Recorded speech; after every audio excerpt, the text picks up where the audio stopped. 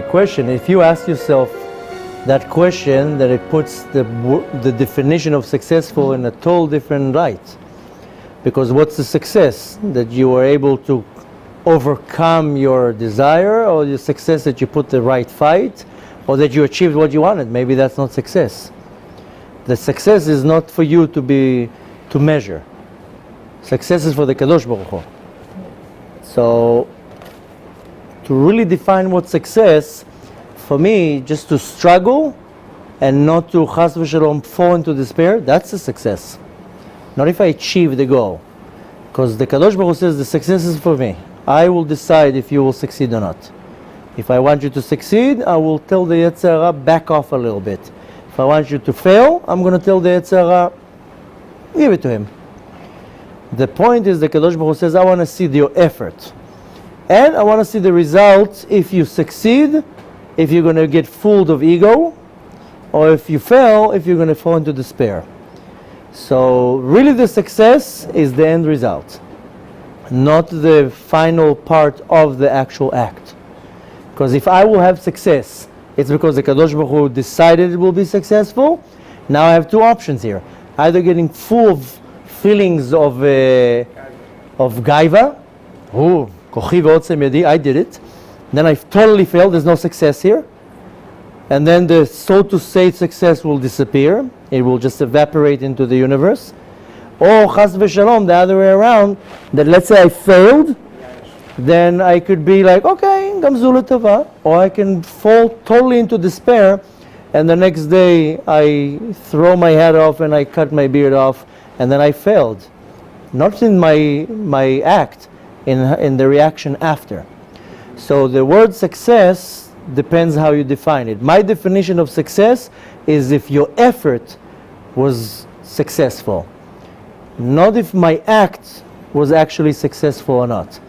And the Yetzer Hara, the Nisayon changes like a lizard. The colors of it will constantly change. Because if you're doing real good, it's like a stress test. You ever did a stress test? Not yet? It's important to do, but on the stress test, you run on a treadmill. If for 20 minutes you're doing good, they're not telling you, okay, get off. They step it up. Okay, now let's make it faster. So even if the Kadosh Baruch Hu puts a nisayon and you're doing real well, you're really digesting this test well, Hashem doesn't say, okay, Mark Avin, let's move on. He says, oh, he's doing well, step it up. So the nisayon will be very, very dynamic, and the thing is that sometimes we understand that the nisayon is this, and it's not even the nisayon. The nisayon is waiting a day or two later when will be the actual punchline, so to say. So we don't know really what's the plan of the Kadosh Baruch Hu. When I'm focusing if my success is the end result or the failure, then that's the wrong attitude. Because the Kadosh Baruch Hu says clearly, I decide if you will be successful or not. And if you are not, that's because I decided. It has nothing to do with you. The effort, that's what counts. This is what's called hishtadlut. If I do an effort, that's what is measured in my record. How much effort did I do?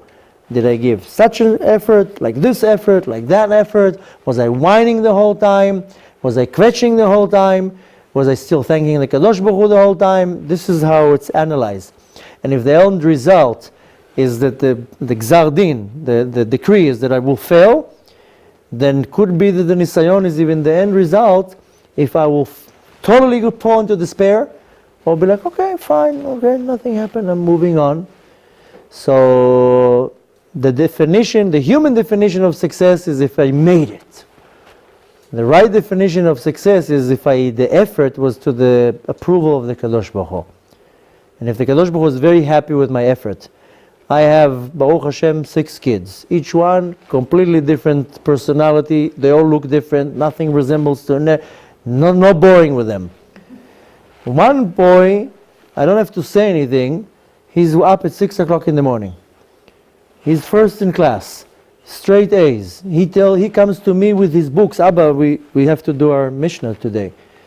The other boy, I need a bulldozer to get him out of bed.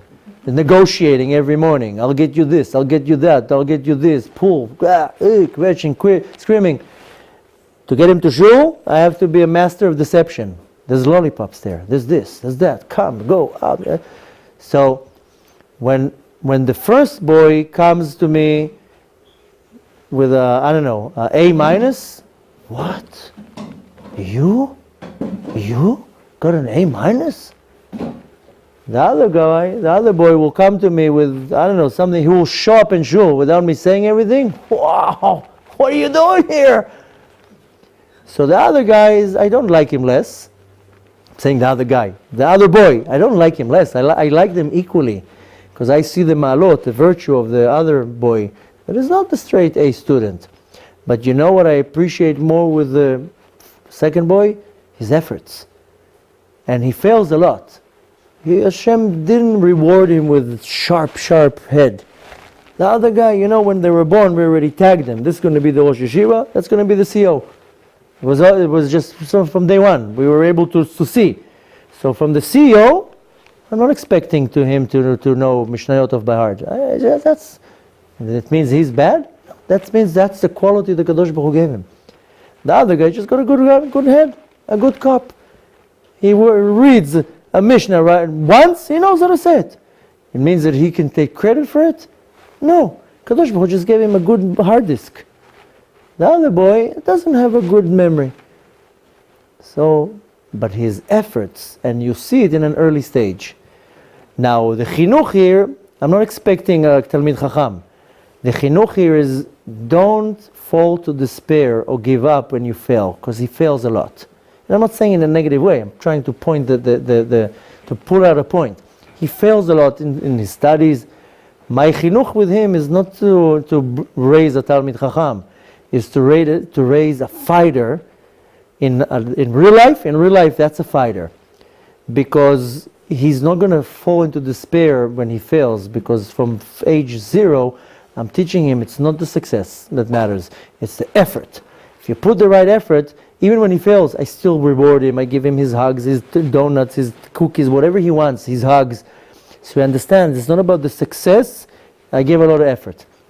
I saw him studying for the test 2 or 3 hours and he still got a bad mark. He still gets a reward. And I tell him the reward is for your effort. The test was hard. The mathematical equation, whatever they test you, it was hard. But at least you tried. So the Kadosh Baruch Hu tells me the same. This person, I'm going to make successful. His test is if he's going to be full of gaiva or if he's going to be still humble. The other person's test is, I'm going to make you fail. You're going to be a failure. You're going to be an ebech. But the measure here is how much effort you put, and the inside, if you say, okay, next time I'll try again. The next time I'm going to try again. I'm not going to fall into despair. I'm not going to lipol beruchi, what it's called. And sometimes that's what the Kadosh Baruch Hu is looking at. He's looking at the pnimiut. So the success, I would measure the success with the effort, not with the result.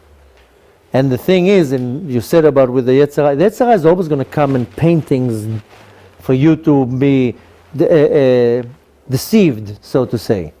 That's the answer is what I said before to Yaakov. You have to have the neshama have the upper hand to know, okay, that's the Yetzer Hara driving me crazy. This is the reality.